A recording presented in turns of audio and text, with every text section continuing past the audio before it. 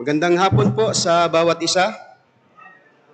Ako po ay nagpapasalamat sa Panginoon sa pagkakataong ito na makatayo sa inyong harapan upang magbahagi at mangaral ng salita ng Panginoon. So bago tayo mag-aral ng salita ng Panginoon, dahil kinakabahan ako, mananalangin muna tayo at ipagkakatiwala natin sa Panginoon ang gawain pong ito. Samahan po ninyo ako sa pananalangin. Maraming salamat, Panginoong Diyos, sa oras na ito, sa araw na ito, na kami bilang mga kalalakihan ng iglesia ay magtipon upang mag-aral po ng iyong mga salita. Dalangin kong ikaw ang magbigay sa amin ng puso na nagpapakumbaba at nagpapasakop sa otoridad ng iyong mga salita. Bigyan mo kami ng pusong handang tumanggap at sumunod sa iyo pong banal na kalooban. Samahan mo kami ngayon, in Jesus' name, Amen. Ang topic natin ngayon, na ating pag-uusapan at pag-aralan ay standing firm as men of God. Hindi ko alam kung sino nakakilala sa inyo kay Martin Luther, pero si Martin Luther ay isang lalaking katulad natin na lumaban sa religious system ng kanyang panahon. Isa lang siyang ordinaryong lalaki na may matinding paninindigan sa katotohanan ng salita ng Diyos. At sa Diet of Worms noong 1521, ipinatawag siya ni Emperor Charles V at ang buong religious authority. Sa harap niya ay ang emperor ng Holy Roman Empire at ang mga obispo na sa panahon noon ay iginagalang ng maraming tao. Ipinatong sa isang malaking lamesa ang mga aklat na kung saan isinulat niya ang kanyang mga doktrinang itinuturo laban sa katuruan ng Romano Katoliko nung panahon na yun. At sinabi ng mga obispong naroon at kasama ang emperor na ito na si Charles, sabi niya, bawiin mo ang mga isinulat mong doktrinang ito o haharapin mo ang kaparusahan. At doon ay sinabi ni Martin Luther ang mga salitang ito, unless I am convinced by the testimony of the Scripture or by the clear reason, I am bound by the Scripture, and my conscience is captive to the Word of God. I cannot and I will not recant anything. Here I stand, I can do no other, God help me. Hindi siya natinag o umatras kahit may pagbabanta sa buhay niya. Tumindig siya dahil alam niya kung saan siya nakatayo at ito ay sa salita ng Panginoong Diyos. Hindi lahat sa atin ay tatawagin para tumayo sa harap ng emperor. Ngunit lahat tayo ay tinatawagan para tumayo ng may katatagan sa harap ng tukso. Maling sistema ng sanlibutan ito, lalo't higit ang pressure ng mundo. Ang tanong, tayo ba ay maninindigan bilang mga lalaki ng Diyos? Sa parehong diwa ni Martin Luther, maririnig natin ang tinig ni Apostol Pablo sa 1 Corinthians chapter 16, verse 13 hanggang 14. At kung mayroon kayong Bible, please open with me sa 1 Corinthians chapter 16, verse 13 to 14. At ang sabi ganito, sa ESV version, be watchful, stand firm in the faith, act like men, be strong, let all that you do be done in love. Sa ang bagong Biblia, Tagalog version, ang sabi ganito, magmatyag kayo, manindigan kayong matibay sa pananampalataya, magpakalalaki kayo, magpakatatag kayo, lahat ng inyong ginagawa ay gawin ninyo sa pag-ibig. Ang aklat ng Korinto, at marahil alam natin itong lahat, ay isinulat ni Apostol Pablo para sa isang iglesia na maraming problema. Hindi lamang problema sa doktrina, kundi problema sa kanilang pamumuhay bilang isang Kristiyano. Samantala, itong ating talata na binasa, kung titingnan natin, ito ay bahagi ng kaniyang final instruction sa iglesia sa Corinto. And that's why, nasa chapter 16 siya. At kung ating titingnang mabuti ang talatang ito na ating binasa, ang 1 Corinthians 16, 13 to 14, hindi po ito isang payo lamang. Hindi ito isang panawagan lamang. Ito ay isang makabiyos na pag-uutos niya sa iglesia na dapat itong isabuhay araw-araw. Ang layunin ng mga utos na ito ay hindi para mawala yung mga problema ng iglesia, kundi upang lumago sila para matutuhan nilang harapin ang mga suliranin ng tama at ayos upang maayos ang mga problemang iyon. Makikita rin natin na ang kinakausap dito ni Apostol Pablo sa talatang ito na ating binasa ay mga kalalakihan. Dahil doon sa sinabi niyang, act like men. Kung sasabihin ito sa mga babae, act like men, awkward ito. And that's why dito sa salitang ito ay maliwanag na sa bahaging ito ng kanyang sulat, partikular na ang kanyang kinakausap dito ay ang mga kalalakihang katulad natin.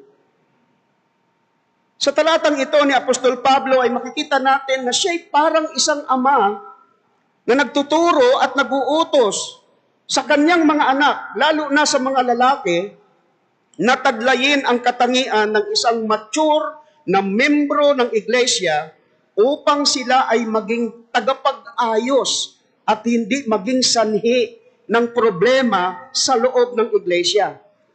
Ganito rin sa ating mga panahon ngayon, mga kapatid. Hindi nawawala ang problema sa iglesia. And that's why huwag itong dapat maging dahilan natin sa pag-alis sa loob ng iglesia na may problema. Kahit sa ang iglesia ay mayroong problema. At yan ay makikita natin dito sa aklat na ito na sinulat ni Apostol Pablo. Ngunit, bagamat hindi nawawala ang problema, mahalagang taglay natin ang mga katangiang ito na binabanggit ni Apostol Pablo dito sa verse 13 and 14. Para tayong lahat ay matuto na harapin ang mga problema at mga hamon ng tama. Hindi lamang mga hamon sa iglesia, kundi maging sa ating pamilya. At dahil dyan, mga kapatid, naniniwala ako na kailangan ng iglesia ng mga lalaking matatag at naninindigan. Ang problema ng iglesia ngayon ay hindi kakulangan ng lalaki, kundi kakulangan ng mga lalaking handang manindigan para sa Diyos at sa katotohanan. At narito ang isang malaking tanong, how to stand firm as men of God? Paano tayong tatayo ng matibay at matatag bilang mga lalaki ng Diyos? At unang-una na dapat nating matutunan, stand firm by being watchful. Maliwanag yan sa verse 13a. Ang sabi ni Pablo, be watchful. Sa Greek word, ang kahulugan ng salitang be watchful means to stay awake, to be alert, or spiritually vigilant. Sa panahong isinulat ni Pablo ang liham na ito, ang iglesia sa Corinto ay nasa panganib na kalagayan, mapanganib na kalagayan. Dahil nakatayo ito sa makasalanang lungsod, natanyag sa mga kasalanan tulad ng immoralidad, idolatry, pride. Bukod doon, ang loob ng iglesia ay binabayo ng maraming problema. Kaya sa talatang ito, inuutusan ni Apostol Pablo ang mga lalaki sa iglesia to be watchful, Dahil kung hindi sila maging watchful, babagsak ang iglesia nila.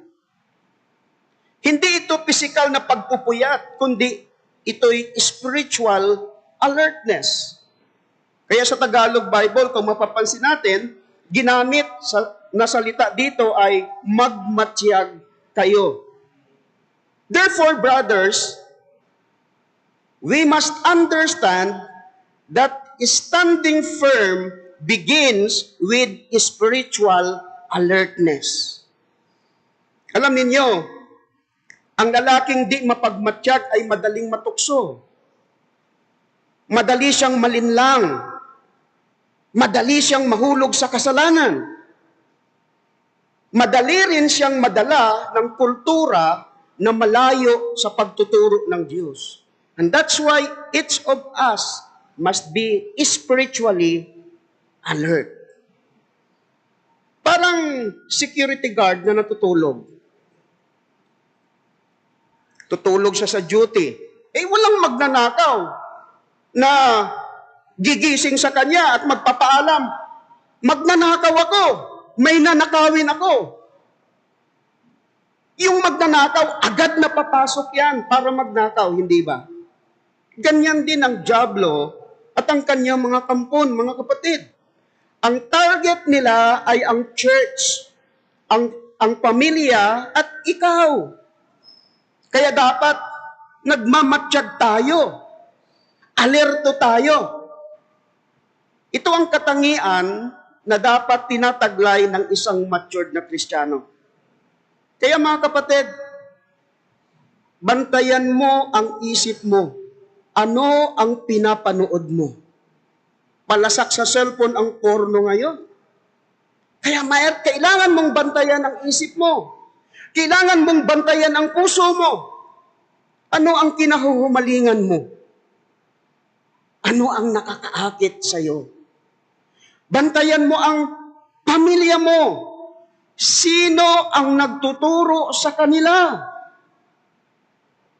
Ang lalaking tulog sa espiritu ay madaling mabiktima ng kaaway.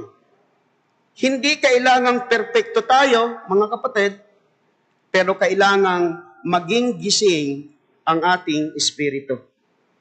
Tandaan natin, ang unang katangian upang tayo ay tumayong may katatagan ay ang maging watchful. Pangalawa, stand firm by holding on to the faith. Sabi ni Apostol Pablo, again, sa talatang ating pinagbabatayan ng pangangaral na ito, stand firm in the faith. Ang stand firm ay military term na ang tinutukoy dito ay anyo ng kanilang pagtayo. Hindi ninyo na itatanong, ako po ay nag-undergo o nag-underwent ng training ng sundalo sa panahon ko. Ako ay gustong magpulis. Wala akong nakitang nakatayong sundalo na nakahukot. Stands straight. Ang mata ay dapat makilas. At ito ang ibig sabihin ni Pablo dito, stand firm. Tumayo kang tuwid. So ang salitang ito ay picture word or figurative language kung ano ang dapat na ayos ng pagtayo ng isang mananampalataya, not on physical, but in spiritual sense. Kaya sa Tagalog, kung inyong mapapansin sa inyong Bible, ang ginamit na salita ay manindigan kayong matibay. Ang standing firm does not mean wala kang takot na nararamdaman. It means hindi ka umaatras kahit mayroon kang takot. Tulad ng sundalong hindi umuurong kahit may takot na nararamdaman kapag may laban. Hindi sinabi ni Apostol Pablo dito, stand firm in feelings. Hindi rin niya sinabi, stand firm in opinion. Ang sinabi niya, stand firm in the faith. Kaya ito iniuutos ni Apostol Pablo na mag-stand firm sila sa faith sapagkat ang iglesia sa Corinto marami pong mga immature Christian doon. Ang isang katibayan na sila ay mga immature o marami sa kanila ang immature ay yung kanilang pagkakabahabahagi sa loob ng iglesia. Pagkakampi-kampi.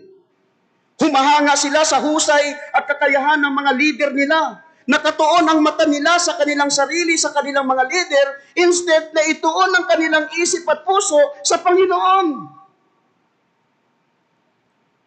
Ang isa pang katibayan na immature, ang marami sa kanila ay yung hindi nila paglalapat ng disiplina sa mga kaanib ng iglesia na immoral in chapter 5 ng 1 Corinthians.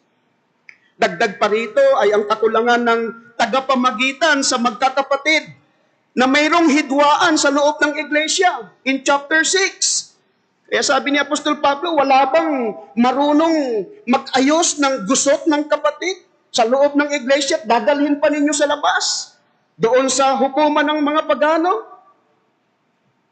Ito ay mga palatandaan na ang iglesyang iyon ay immature. Kaya sinabi sa kanila Pablo, stand firm in the faith. Mga kapatid, sa loob ng 30 taon ng aking pagpapastor at paglilingkod sa Panginoon, nakita ko na mayroong mga kalalakihan sa iglesia na hindi naninindigan sa pananampalataya, hindi dahil mali ang kanilang pinapaniwalaan, kundi dahil mahirap na manindigan sa kanilang pinaniniwalaan. Isipin mo ang isang sundalong nakatayo sa gera. Hindi siya tumatakbo sa gitna ng labanan kahit may takot at kahit may hirap. Ganito dapat ang mga kalalakihan sa loob ng iglesia.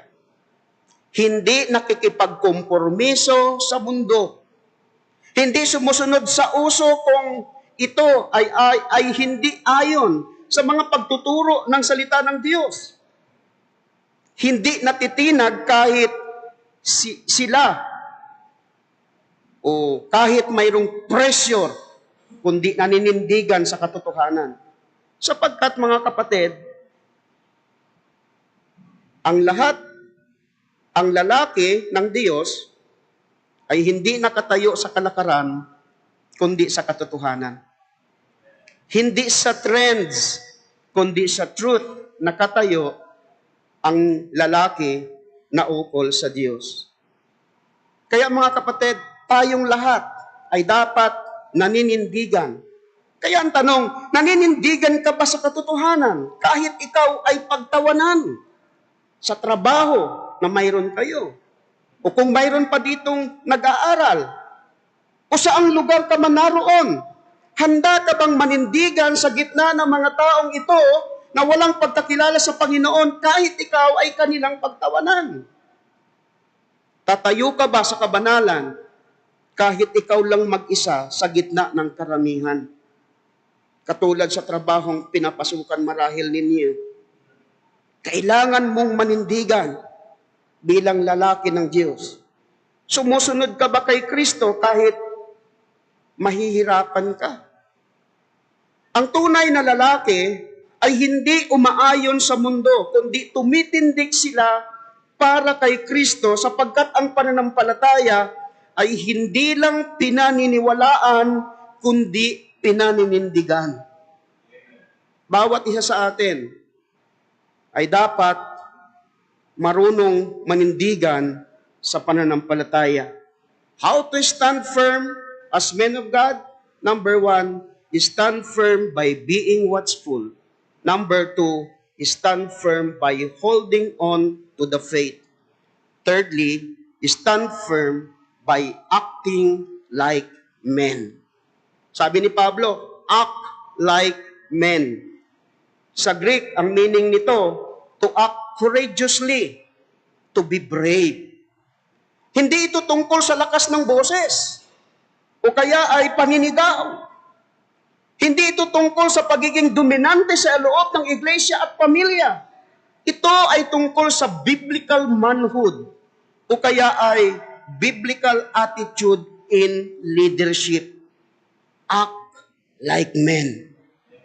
Inuutusan sila ni Pablo na magpakalalaki sila dahil may kakulangan sa biblical manhood ang iglesyang ito ng Korinto. Oo, marami silang spiritual gifts, hindi ba?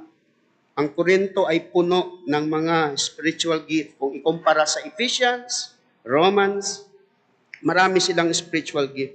Mayaman sila at matalino sapagkat marami sa kanila ay negosyante. Hindi ba? Ngunit kulang sila sa courage.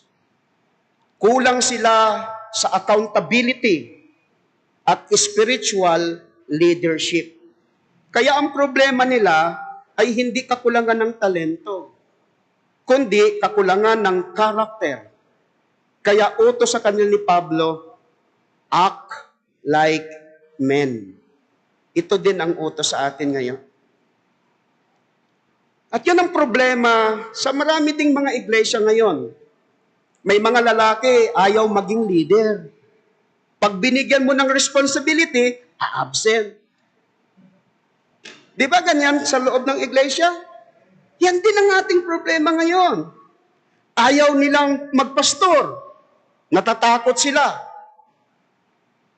Matindi na kasi kapag papastor ng pinag-uusapan, hindi ba? Pero Sunday school teacher, ayaw pa rin nila.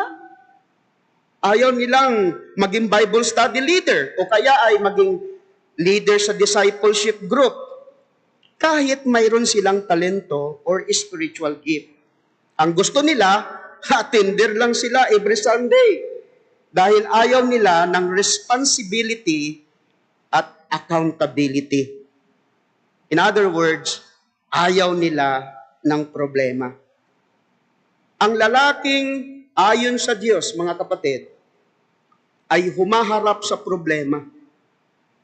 Marunong manindigan sa katotohanan, sa tamang katuruan at pagsunod sa utos ng Diyos. Hindi tumatakbo sa responsibilidad sa tahanan at sa paglilingkod sa iglesyang kanyang kinabibilangan. Iyan ang tunay na lalaki ng Diyos. Si Adan ay hindi nagkasala dahil kumain lang siya ng bunga. Nagkasala siya dahil tumahimik siya habang niluloko siya ng kanyang asawa. Hindi siya nagsalita para pagsabihan si Eva na huwag kang kumain ng bunga.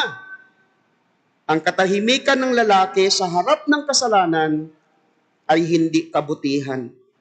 Ito ay kawalan ng tapang. Ang pagsasawalang kibo ng lalaki sa gitna ng kasalanan ay nagiging dahilan ng pagbagsak ng kanyang simbahan at maging ng kanyang sambahayan. Kaya mga kapatid, maging spiritual leader ka ng iyong tahanan kahit hindi ka sanay. Pangunahan mo ang pananalangin sa iyong sambahayan. Pangunahan mo ang pag-aaral ng Biblia. Pangunahan mo ang pagsamba sa loob ng iyong tahanan sapagkat ikaw ay lalaki ng Diyos. Maging halimbawa sa kabanalan sa loob at labas ng iyong sambahayan. Ipakita natin sa ating mga anak ang paglakad sa kabanalan dahil tayo ay hindi lamang basta ama ng sambahayan, kundi tayo ay lalaki ng Diyos na inaasahan niyang maninindigan. Maging halimbawa sa kabanalan sa loob at labas ng sambahayan. Pakita mo sa iyong anak na ikaw ay lumalakad sa kabanalan. Pangunahan mo ang iyong mga anak at ang iyong asawa sa pagdalo sa gawain sa iglesia. Hindi yung ikaw ang niyayaya nila. Ikaw yung tulog. No? Mahalagang ikaw yung nangunguna. Ikaw yung nagdadala ng iyong sambahayan sa loob ng iglesyang iyong kinabibilangan. Huwag iasa sa asawa ang espiritualidad ng pamilya dahil ikaw ang tatay sa pamilya at ulo ng iyong asawa. Ito ang mga gawain ng lalaki sa tahanan, gayon din sa simbahang ating kinabibilangan.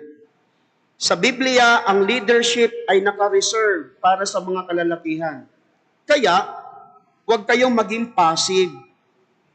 Kundi, dapat tayong mga kalalakihan ay active sa iglesia at sa pamilya upang hindi tayo mapulaan ng mga kababaihan. How to stand firm as men of God? Number 1, by being watchful. Number 2, by holding on to the faith. Number 3, by acting like men.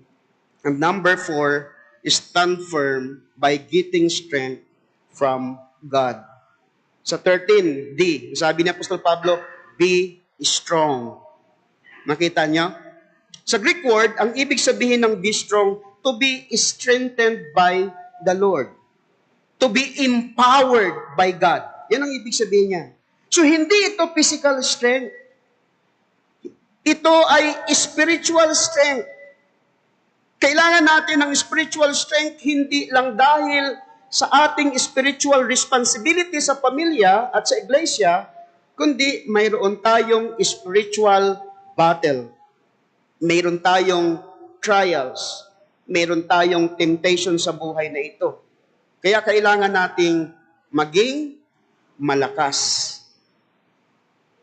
Kailangan nating maging malakas ang ating pananalig sa Diyos upang hindi bumigay sa tukso at kasalanan.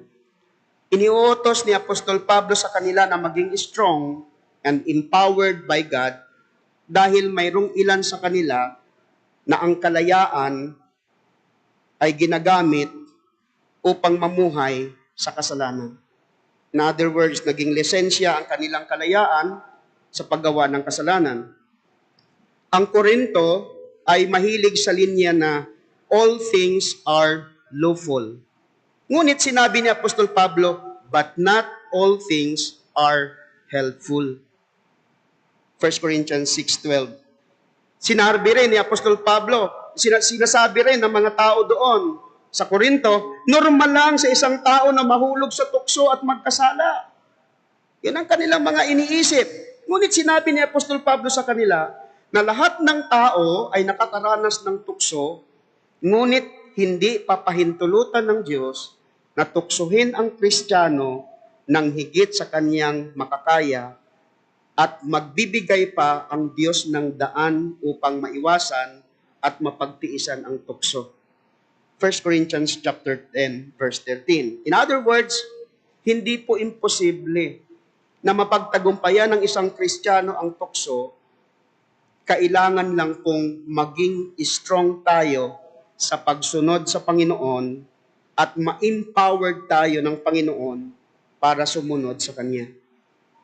Ang cellphone, kahit yan ay Falcon Supernova iPhone 6 Pink Diamond Edition, yan daw ang pinakamahal ngayon na cellphone. At yan ang pinakamahusay na cellphone. Pinakamahal kasi ang presyo niyan ay $48.5 million. Kahit itong pinakamahusay na cellphone sa buong mundo, tiyak mamamatayan kapag hindi itina-charge. Tama? Kahit usay pa yung cellphone mo, ganyan din po tayo mga kapatid. Kung walang prayer, Kung walang prayer, mahina tayo. Kung walang meditation of the Word of God, empty ang buhay natin. Kung walang maayos na relasyon sa Diyos, lobat at walang lakas para magtagumpay sa tukso. Kaya kailangan natin ng disiplina sa pananalangin, mga kapatid. Manalangin ka kahit maiksi. Kailangan natin ng disiplina sa pag-aaral ng salita ng Diyos. Magbasa ng salita ng Diyos kahit pagod. Mahalagang may disiplina tayo sa buhay dahil ang lalaking umaasa sa Diyos ay lalaking hindi madaling mabuwal. Si John Piper, sa kanyang pangangaral, sinabi niya, I have to fight for everything. I have to fight to read my Bible. I have to fight to pray. Even John Piper ay kailangan magdisiplina ng kanyang sarili. How much more tayo? Hindi ka lalakas sa sarili mong sikap, lalakas ka sa presensya ng Diyos. Kaya kailangan natin ng spiritual discipline tulad ng pananalangin, pagbabasa ng Bible, pag-attend sa fellowship, pagkakaroon ng corporate worship para lumakas tayo upang pangunahan natin ang ating pamilya at ang ating iglesia. Kailangan nating maging malakas sa awa at tulong ng Panginoon. How to stand firm as men of God? Stand firm by being watchful, by holding on to the faith, by acting like men, by getting strength from God, and lastly, stand firm by doing everything in love. Sabi ni Pablo sa verse 14, let all that you do be done in love. Ang Korinto, mga kapatid, ay tumanggap ng maraming spiritual gift, katulad ng nabanggit ko kanina. Ngunit nakaligtaan nilang gamitin iyon ng may pagmamahal sa kapwa at sa kanilang ministry, kaya itinuro sa kanya ni Apostol Pablo sa kanila ang 1 Corinthians 13. Na lahat ng ginagawa ng bawat mga mananampalataya, particularly ng bawat mga kalalakihan sa loob ng iglesia, ay dapat motivated by the divine love of God. Dapat itinutulak tayo ng pag-ibig na yan ng Panginoong Diyos. Bagamat itong talatang ito, let all that you do be done in love, ay huli na utos, pero alam niyo, ito yung pinakamahalaga sa lahat. Dahil kung may tapang ka pero walang pag-ibig, magiging malupit ka. Kung may lakas ka pero walang pag-ibig, magiging mapang-api ka. Kung may paninindigan ka pero walang pag-ibig, magiging legalistic ka. So mga kapatid, standing firm does not mean standing hard. It means standing in love. Sapagkat ang tunay na katapangan ng isang lalaki ay nasusukat kung paano siya nagmamahal. Si Jesus, ang pinaka-perfect example ng kung ano ang ibig sabihin ng pagmamahal. Si Jesus, ang tunay na halimbawa at totoong halimbawa ng tunay na lalaki. Matatag siya sa katotohanan, pero mahabagin. Matapang siya sa kasalanan, pero mapagpakumbaba. Nagagalit siya sa kasalanan, pero mapagmahal hanggang kamatayan. So mga kapatid, magmahalan tayo sa isa't isa dahil tayo ay bahagi ng katawan ni Kristo. Mahalin mo ang iyong asawa kahit na siya ay hindi perpekto. Maging mapagpasensya ka sa mga anak mo kapag nagkakasala sila. Maglingkod ka sa pamilya at sa iglesia. Hindi dahil sa ano pa mang mga bagay, kundi dahil sa pag-ibig ng bawat isa sa atin sa Panginoon. Anumang bagay na ginagawa natin nang hindi dahil sa pag-ibig, ay mga bagay na ginagawa nating walang halaga sa harapan ng Panginoon. Mahalagang ang lahat ng ating ginagawa sa loob ng iglesia, maging sa ating tahanan, ay dapat nagmumula ito sa pag-ibig na ating naranasan buhat sa Panginoon. Ipinakita ni Jesus ang pag-ibig hindi lang sa ugali, kundi maging sa kanyang ginawa.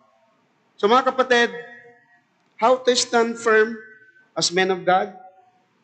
5 ang makikita natin sa talata kung paano ito ginagawa.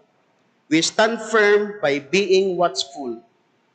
We stand firm by holding on to the faith, by acting like men, by getting strength from God, by doing everything in love. Lahat ng ito ay utos, ngunit napansin nyo ba? Lahat din ng ito ay mga katangian ng isang lalaking naninindigan para sa Diyos. So ang aking final challenge sa inyo mga kapatid, sa iglesia, hindi kailangan ng maraming lalaki. Na huwag ninyo ako ma-misinterpret dito. Gusto ko maraming lalaki. Pero sa totoo lang, hindi kailangan ng maraming lalaki. Ang kailangan ay lalaking naninindigan sa katotohanan at sa Diyos. So ang aking personal tanong sa iyo, kapatid, ay, ikaw ba ay lalaki ng Diyos na handang manindigan sa katotohanan at handang ipakipaglaban ang salita ng Panginoon sa sistema ng mundong ito na puno ng kaguluhan? Ang Diyos, kung mayroon mang nais makita ang Diyos sa atin, iyon ay ang tumatayo tayo na isang lalaking mapagkakatiwalaan niya sa ministeryo. Tayo manalangin.